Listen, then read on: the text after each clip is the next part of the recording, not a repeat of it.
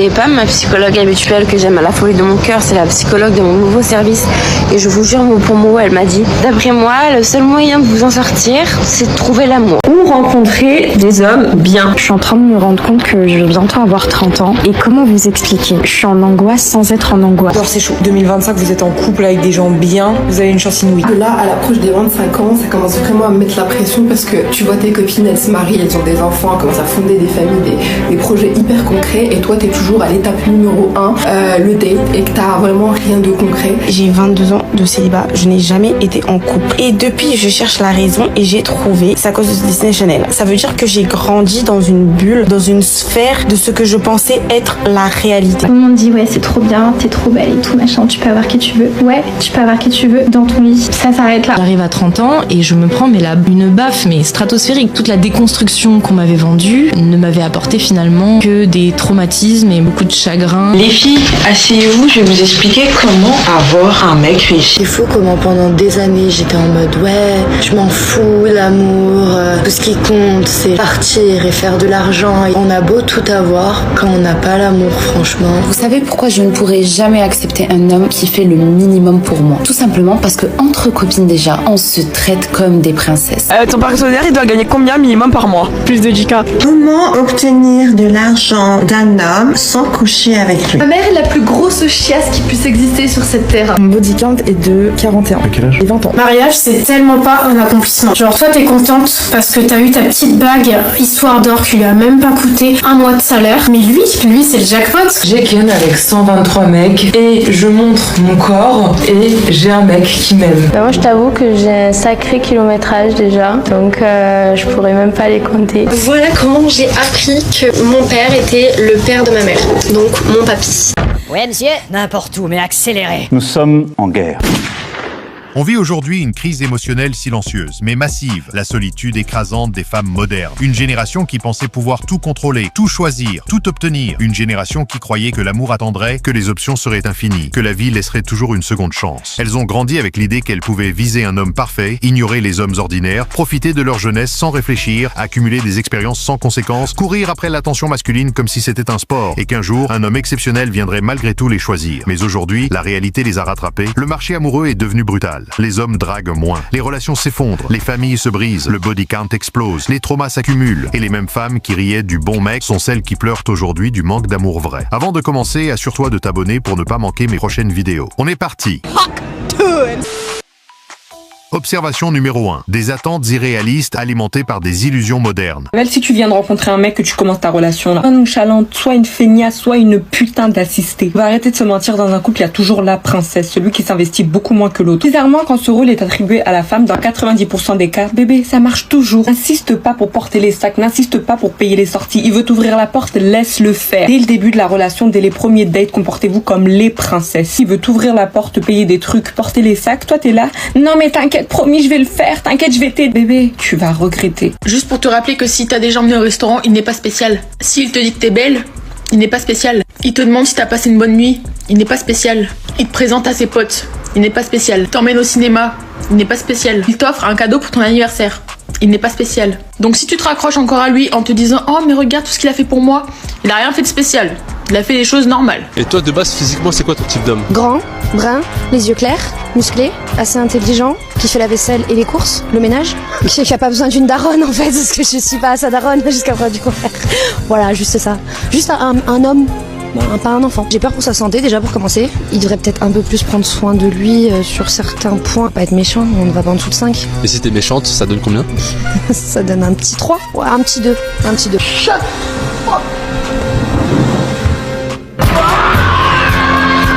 La solitude féminine n'est pas un accident. C'est le produit d'années de mensonges romantiques, de promesses irréalistes et de conseils toxiques. Les coachs TikTok, les influenceuses célibataires chroniques, les discours féministes déformés leur ont vendu l'idée qu'un homme devait être parfait, riche, stable, émotionnel, dominant, doux, ambitieux, romantique, sans qu'elles aient, elles, le moindre travail à faire sur elles-mêmes. J'étais en train de réfléchir à mon célibat. En gros, moi, j'ai 22 ans de célibat. Je le répète, j'ai 22 ans de célibat. Je n'ai jamais été en couple. Et depuis, je cherche la raison et j'ai trouvé trouvé la raison de mon célibat. C'est à cause de Disney Channel. En fait, moi, je suis une Disney Channel girl. Ça veut dire que j'ai grandi dans une bulle, dans une sphère de ce que je pensais être la réalité.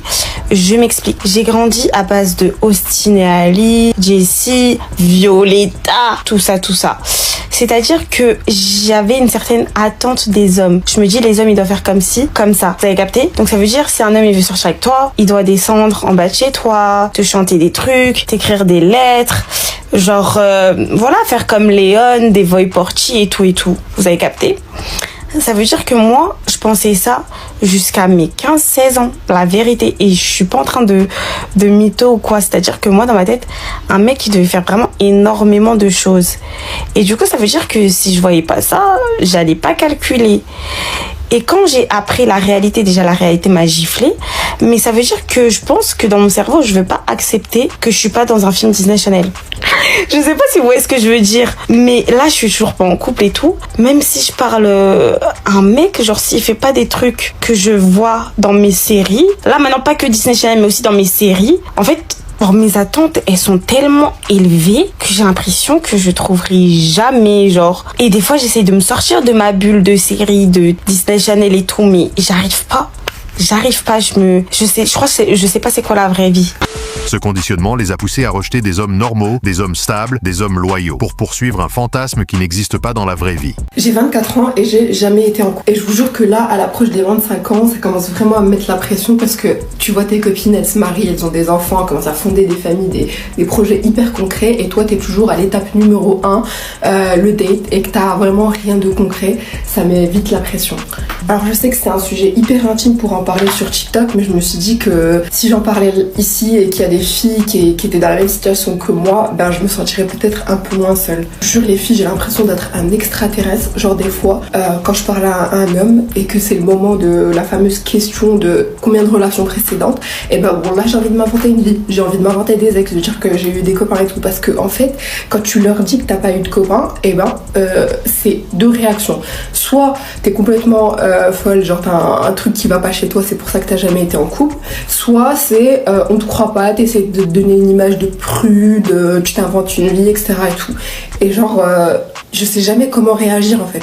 Et en fait, je sais pas pourquoi dès qu'il s'agit d'hommes, en fait, de près ou de loin, les relations que quand je m'imagine en fait avec eux, ça va être que des relations platoniques, amicales. Et je peux même pas être aromantique parce que vraiment, je suis une amoureuse de l'amour. Depuis toute petite, j'aime trop lire d'histoires d'amour, j'aime trop regarder des films Bollywood, je m'imagine ma vie avec mon futur mari, etc. et tout. Et du coup, j'ai plein de crushs, j'ai plein de choses comme ça. Mais dès que c'est du concret et qu'il faut genre se mettre en couple ou construire quelque chose avec la personne, et ben j'arrête pas, je m'invente des excuses, j'ai boule au ventre, ça devient limite physique. Elles ont confondu option avec opportunité et liberté avec absence de responsabilité. Résultat, elles se retrouvent seules face à des attentes qu'aucun homme réel ne peut remplir. J'arrive à 29 ans et je me rends compte qu'en fait, je ne génère pas de désir chez les hommes. Or, je suis quand même une femme, j'ai envie d'avoir des enfants, j'ai envie d'avoir une vie de famille. Et en fait, j'arrive à 30 ans et je me prends une baffe, mais stratosphérique. Toute la déconstruction qu'on m'avait vendue ne m'avait apporté finalement que des traumatismes et beaucoup de chagrin et je me sentais vraiment misérable en fait. Faut aussi savoir que j'ai avorté quand j'avais 23 ans et j'ai mis 2 ans et demi voire 3 ans à me remettre de ma dépression post-avortement, chose qu'on m'avait pas du tout prévenue parce que moi j'ai grandi dans les milieux féminisme où on me disait oui t'es enceinte, prends des médocs, va à l'hôpital, demain c'est fini, c'est bon, ton corps ton choix. Et en fait j'avais pas du tout compris l'implication physique, émotionnelle, tout en fait qui allait avec.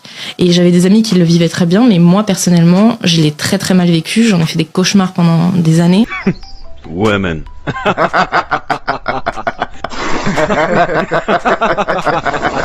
Observation numéro 2, l'addiction aux toxiques. Un mec qui a déjà tout accompli, qui est en place, qui a pas de problème dans sa vie et tout, c'est pas pour moi en fait. Moi j'ai trop le syndrome de la sauveuse, t'as capté? Et moi un mec qui est comme ça, je me dis lui il doit avoir le syndrome du sauveur, donc il va vouloir me sauver de ma merde, et moi il est hors de question que je sois de ma merde. J'aime bien être dans la merde, j'aime bien, ça me stimule, frérot, toi tu viens, tu veux me sauver, laisse-moi tranquille. C'est pour ça que j'aime bien les casseuses, parce que je me dis putain, c'est quoi, je suis dans la merde, moi aussi je vais te sortir de la merde frérot. Et c'est tout un... Je crois que c'est de famille, parce que moi je me dis le mec il a déjà tout accompli, il vient dans ma vie pour me sauver en fait. Il me voit comme une grosse clocharde, tant mieux, mais moi j'avoue, J'ai trop d'ego pour que je me dis un jour il y a un mec qui m'a aidé dans ma vie, c'est mort. Est-ce que le monde il est à l'envers ou c'est moi qui est à l'envers?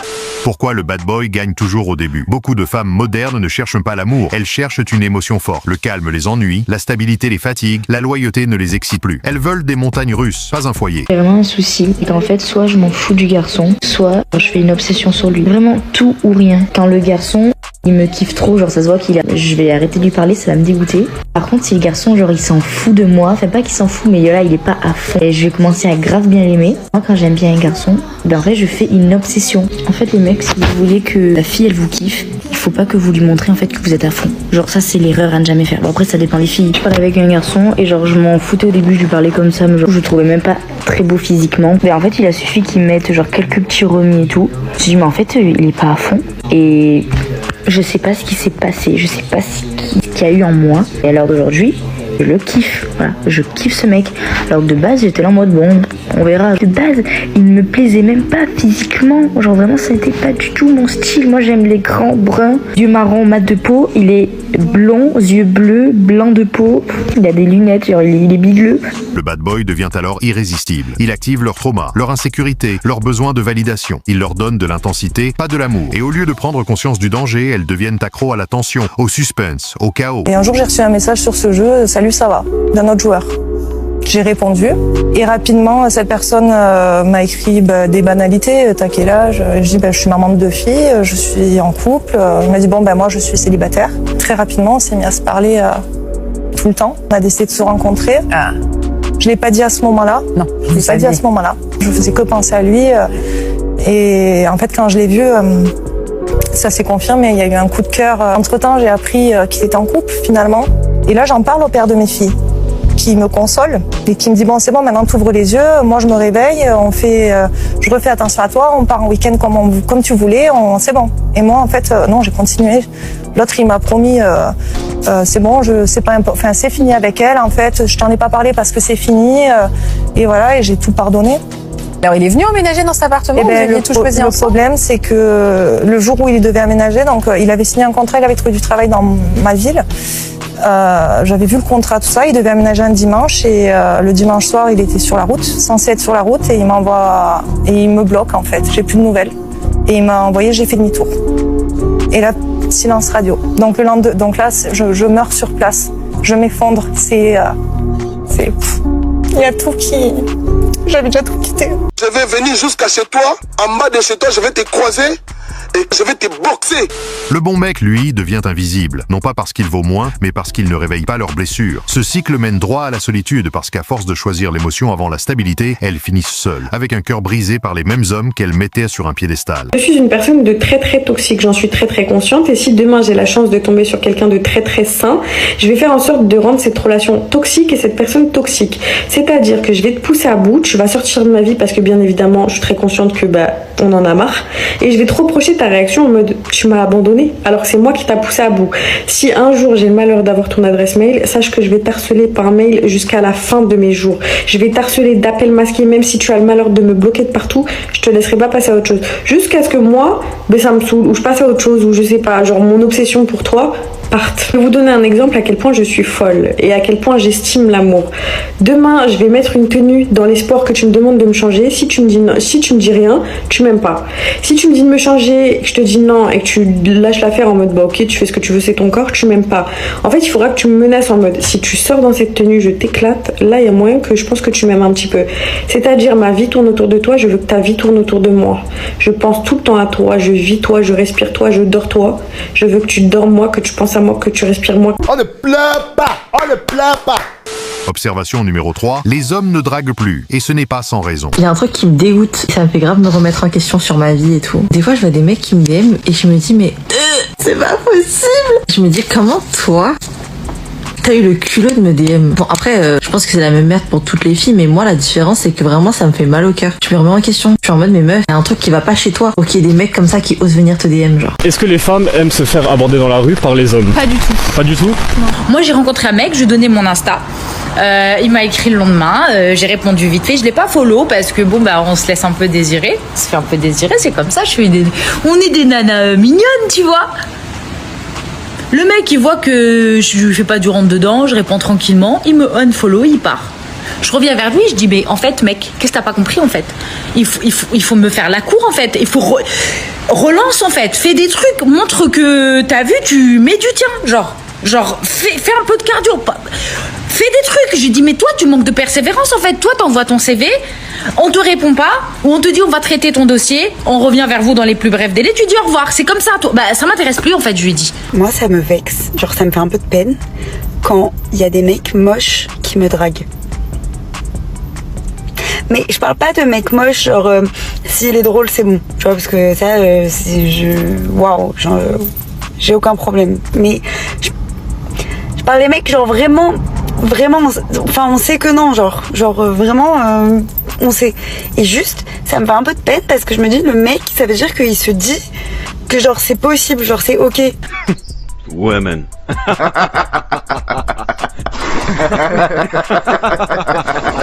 Le féminisme moderne, mal interprété, a créé un climat où approcher une femme est devenu risqué. Un compliment peut être mal interprété. Une approche peut être jugée intrusive. Un geste maladroit peut devenir une accusation. La remontada est en place. Très clairement, la situation est en train de s'inverser très fortement. À New York, un événement de speed dating a rassemblé 300 femmes. 300 femmes, c'est énorme. Pour seulement 3 hommes. 3 hommes qui sont venus. Un déséquilibre frappant qui soulève de vraies questions. Et les femmes se demandent, est-ce que les hommes ne veulent-ils plus de nous? Oui, on ne veut plus de vous, parce que vous avez trop joué avec nous. Résultat, des millions d'hommes ont arrêté de draguer. Non pas par peur, mais par lassitude. Excuse-moi, oui. Tu parles français? Oui. Mon ami qui est juste là, il te trouve super belle. Non. En fait, vous venez pas me parler comme ça dans la rue, sinon j'appelle la police. Merci, au revoir. Super jolie. Au revoir. Non, c'est pas des choses qui se font là. Aborder une femme? Continuez à me parler, je vérifie. Je compte jusqu'à 3. 1, 2.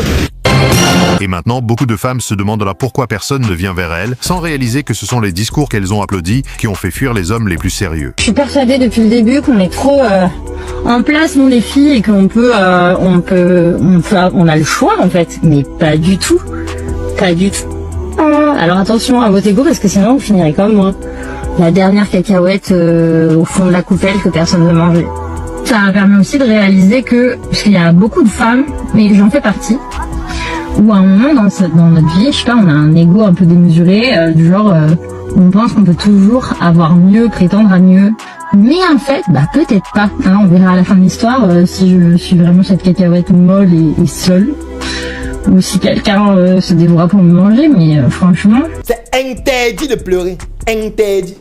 Observation numéro 4, body count, trauma et relations impossibles. J'ai ken avec 123 mecs et je montre mon corps et j'ai un mec qui m'aime. T'as eu combien de relations dans ta vie? Amoureuse? Non, de ken. Un peu plus de 300 maintenant. Depuis la semaine dernière, ça a augmenté. Chloé, quel est ton body count? Juste ce mois-ci ou... Ce mois-ci. Juste ce mois-ci, je suis à une... 30. Ça fait un par jour. Voilà. L'autre cas, cause majeure de solitude chez les femmes modernes, c'est l'accumulation d'histoires sans lendemain. À force de multiplier les partenaires toxiques, les espoirs déçus, les relations situationship, les expériences qui laissent plus de blessures que de souvenirs, elles finissent par développer des traumas lourds. Peur de l'abandon, incapacité à faire confiance, jalousie extrême, hyper-indépendance défensive, blocage émotionnel. Je suis une psychopathe parce que mon mec, il faut qu'il me mette sa localisation et que je puisse le pister dès qu'il sort. Je regarde rue par rue et à chaque endroit où il s'arrête, je fais une capture d'écran pour remettre l'adresse dans mes notes. Me demandez pas à quoi ça sert de faire ça. Quand il me dit qu'il va voir un pote, je regarde sur sa localisation où il s'arrête et où il reste. Comme ça, je screen l'adresse et comme ça, un jour, si on s'embrouille et que je sais qu'il sort avec ce pote-là, je vais chez ce pote-là directement. Je suis une psychopathe parce que un jour, j'ai inséré un AirTag dans un sweat. Genre, en gros, vous voyez la fourrure là, je l'ai ouverte et j'ai mis un AirTag dedans. Bref, il y avait grave de l'amour, du coup, ça se voyait pas. Je suis une psychopathe parce que je pirate les iCloud. Je suis une psychopathe parce que chaque meuf que tu vas aller t'abonner à leur profil ou quand bien même tu vas rechercher sur Instagram, je vais les DM après. Je suis une psychopathe parce que je joue mes cartes du Vice pour t'éloigner des gens qui te pourrissent la vie. Je suis une psychopathe parce que tout ce que tu diras, t'inquiète pas que je l'entends et il reste dans mon cerveau et si un jour t'as le malheur de changer une phrase, je vais le remarquer. Et du coup, je vais archi me faire des films en mode ouais, ça, et t'as vu, il a pas dit la même version la dernière fois, ça veut dire qu'il a menti, mais du coup, ça veut dire qu'il y a quelqu'un d'autre, et du coup, FBI parti, et là, je rentre dans une matrix. Il faut pas que je rentre dans cette matrix. Je suis une psychopathe parce que dès que tu vas regarder une fille dans la rue et que tu vas lui donner tu vas lui dire un compliment, je vais le prendre mal. Je vais lui dire, mais tu m'as pas dit ça? Tu m'as pas dit ça? Par exemple, quand il dit merci, quand une fille lui tient la porte, mais que moi, quand je lui tiens la porte, il me dit pas merci, il me regarde comme ça. Non. Le merci, il va l'entendre toute la journée, le merci. Alors, un ex à moi, comme il m'avait fait quelque chose de vraiment impardonnable, j'ai tenté de mettre le feu à son immeuble. Heureusement, ça n'a pas marché, mais j'ai tenté. Je me suis déjà déguisée en buisson devant chez la personne pour voir à peu près les heures où il rentrait, plaque d'immatriculation de lui, ses amis, pointure de chaussures, tout ça quoi. Ok. Je suis déjà allée dans des banques faire des stages pour retrouver s'il avait lui ou sa famille dedans, un peu psychopathe. Ouais, c'est nul. C'est pas bien. J'ai bien aimé le... Bah rien en fait, tu manques de talent. Chaque relation passée laisse une marque, et quand ce nombre augmente, les traumas aussi. Ce n'est pas du jugement, c'est de la psychologie. Plus il y a de blessures, plus il devient difficile d'aimer réellement.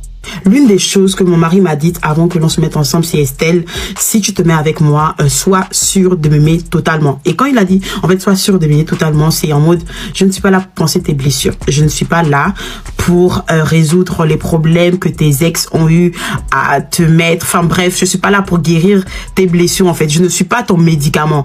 Et ce sont des paraphrases que je fais. Ok, d'accord, je vais pas vous dire ce qui m'a dit, mais vous allez tirer quand même, voilà, des conseils de cette situation. Pourquoi il m'a dit ça, en fait? En fait, le mec, il me dit ça, et moi, je me dis, mais lui, il est à l'aise, hein. Il est à l'aise. Pourquoi, en fait? Parce que moi, j'avais, avant de me marier, j'avais une mentalité, c'était en mode, l'homme, c'est l'homme qui fait tout. C'est-à-dire que ma gestion au côté émotionnel, là, genre, c'était l'homme, en fait. Pourtant, j'étais bien enseignée hein, sur la gestion des émotions, j'étais grave enseignée, mais en fait, dans mon cerveau, ça ne passait pas, parce que pour moi, tout autour de moi, c'est l'homme qui fait, mais vraiment tout, c'est l'homme qui est le responsable. Sauf que, dans les émotions, si tu rends l'homme responsable de tes émotions et que tu es avec le mauvais homme, tu vas souffrir, madame. Observation numéro 5, des familles brisées et une génération qui paie le prix. Moi, j'ai tout quitté pour qu'il puisse, lui aussi, de son côté, venir avec moi. Donc, j'ai quitté mon mari, on était propriétaire d'une grande maison, on a vendu la maison, on a entamé la procédure de divorce. Et puis lui, il y avait toujours une bonne raison pour pas la quitter tout de suite. Il y avait toujours des choses qui décalaient, jusqu'à un jour où je lui ai dit, mais là, par contre, soit tu lui en parles, soit moi, j'arrête parce que j'ai tout quitté, et que je t'attends. Et au milieu de tout ça, il y a la culpabilité que j'ai ressentie pendant beaucoup d'années. J'ai 3 petites filles avec un ex-mari exceptionnel. Donc je lui dis, soit tu la quittes, soit moi j'arrête tout. Et il m'a dit, je vais lui parler alors. Et puis il lui a parlé et il l'a quitté. C'est ce qu'il m'a dit. Pourquoi? Parce que c'était pas la réalité? J'ai découvert 1 an après qu'en fait il lui a jamais parlé et qu'ils étaient C'est macabre. La solitude féminine ne touche pas seulement les femmes, elle détruit des couples, divise des familles, coupe des enfants de leurs repères et crée une génération entière qui grandit sans modèle stable. Quand une femme, influencée par les illusions modernes, quitte un foyer solide pour poursuivre un fantasme, c'est toute une structure qui s'effondre. Et le drame, c'est que beaucoup réalisent la vérité trop tard, lorsqu'elles regardent en arrière et voient ce qu'elles ont perdu. Un homme qui les aimait, une famille qui les portait, une sécurité affective qu'elles ne retrouveront pas. Ma mère est la plus grosse chiasse qui puisse exister sur cette terre. Et je pèse mes mots, vraiment. Y a pas pire que toi, maman. Vous voyez toutes les story time qu'on entend sur TikTok à propos de tromperie, d'hommes, etc. Moi, je vais vous parler de la tromperie de ma mère. Et ça, c'est quelque chose. Il faut savoir que ma mère est une trompeuse née. C'est-à-dire qu'elle ne s'arrêtera jamais. Sauf si, bien sûr, on l'arrête. Mais ce n'est visiblement pas du ressort de mon papa. Donc j'ai décidé d'humilier ma mère sur la place publique. Même si elle ne se sentira jamais humiliée parce que ma mère est parfaite. Selon elle, elle possède les meilleures qualités possibles humaines. On te rappelle que t'es juste une grosse chiasse. Bref, donc ça remonte à l'an 2016, fin 2016 précisément. Ma mère me dit, j'ai un petit secret à t'avouer, machin. Moi, j'y vois que du feu, donc je plonge la tête la première. Et là, elle me dit que elle a un amant. Complètement fou quand même de dire ça à sa fille, en sachant que ta mère c'est ta meilleure amie, mais pas l'inverse, ok? Donc ta mère n'a pas à te raconter sa vie sexuelle. Bah moi, elle s'en est pas privée. À partir de ce moment-là, il y a eu comme un engrenage qui a fait que ma mère m'a tout le temps parlé de sa vie sexuelle. Elle me montrait les conversations avec ses amants, les dicks, les photos de ses amants, bref. Elle allait sur le site Ronde et Jolie, elle se tapait un homme marié. Elle était amoureuse d'un homme marié. Dites-vous bien, sa folie ça va tellement loin. Il y a une fois où elle a trompé mon père dans la voiture de son amant et à l'arrière de la voiture il y avait l'enfant de son amant. Genre l'enfant il les voyait se galocher comme ça et puis d'un coup son papa il lui a dit « Tu dis rien à maman hein ». Elle avait toujours d'excellents stratagèmes pour pouvoir tromper mon père. Par exemple, elle faisait croire à mon père qu'elle commençait plutôt le travail pour pouvoir partir et aller sur un parking faire un gouzi-gouza avec son amant. Et c'est d'ailleurs comme ça qu'elle est tombée enceinte de son amant. Elle voulait faire reconnaître le bébé par mon père. T'es pas un peu une sale? Elle m'a demandé de la prendre en photo dans des positions indigestes et elle en a fait de même avec mon petit frère de 10 ans. Je l'ai grillé à 4 pattes à walper sur son lit avec mon petit frère de 10 ans en train d'essayer de cadrer correctement la photo sur son gros boulard, en sachant que ma mère pense être un missile, mais en fait la seule chose qu'elle a du missile c'est son poids. Donc je vous laisse imaginer un petit peu l'état de la chose. La bébête elle est quand même voilà. Ça c'est une image que je n'effacerai jamais et je serai toujours là pour te la rappeler. Que ça te plaise ou non finalement. Elle a aussi fait cocu mon père avec le mari de sa meilleure amie. Donc elle a quand même détruit le ménage de sa meilleure amie aussi. Drôle de meilleure amie hein. Moi personnellement j'en veux pas, je vous la laisse. L'épidémie de solitude chez les femmes modernes n'est pas un mystère. C'est le résultat direct d'attentes irréalistes, de dépendance au chaos, de mauvais conseils, de blessures non guéries, de choix destructeurs et de la disparition des hommes sérieux du marché amoureux. Aujourd'hui, on n'aborde plus du tout, dans la rue en tout cas. Qu'est-ce que t'en penses? C'est nul. c'est mieux d'aborder en vérité. Enfin, face à face, je veux dire. Je trouve que ça a plus de charme et de spontanéité. Je pense que nous, les femmes, on a peur. En fait, avec tout ce qu'on entend, tout ce qui se passe. Et toi, t'en penses quoi? Tout ce qu'on voit sur les réseaux sociaux et ce qu'on voit nous aussi dans la rue, parce que nous les premières, des fois, on va passer à côté de quelqu'un si on va faire ah t'es bonne. Ok, je vais demander un bricant, me fait oui, t'as pas un snap, t'as pas si, et ça force. Justement, s'il fallait t'aborder dans la rue, il faudrait le faire comment? Est-ce que va te déranger? Est-ce que je peux te parler 5 minutes? Je dis oui ou non, et après, si tu t'appelles comment, je te trouve soit très jolie, ou alors il y a quelque chose qui m'intéresse, j'aimerais bien parler de ça, ou comme vous l'avez fait là, aborder très gentiment. L'amour existe toujours. Les hommes loyaux existent encore. Mais pour les trouver, il faut d'abord affronter la réalité, baisser l'ego, guérir les traumas et redevenir capable de reconnaître un bonhomme quand il est là.